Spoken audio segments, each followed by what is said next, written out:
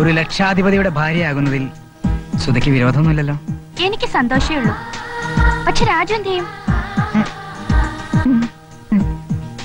ആ ലക്ഷാധിപതി ചുമ്മാ തമാശ പറയാതെ രാജു. അയ്യോ സത്യമായിട്ടും നോക്ക്, ഇത് ഓട്ടോറിക്ഷയുടെ ഗീറിടേണ്ട കൈകളല്ല. ഫോർഡിന്റെയോ മിറ്റ്സുബിഷിയുടെയോ ലാൻസറിന്റെയോ വളയം പിടിക്കേണ്ട കൈയാണ്. ഒരു കാര്യം മാത്രം സുധ മനസ്സിലാക്കിയാൽ മതി. ഓട്ടോ ഡ്രൈവർ കൃഷ്ണനല്ല സുധയുടെ കരുതി താലി കെട്ടണത്. ഈ ഞാനാ ലക്ഷപ്രഭു രാജു. ലക്ഷങ്ങളൊന്ന് കയ്യിലേക്ക് വന്നോട്ടെ. എനിക്കൊന്നും മനസ്സിലാകുന്നില്ല.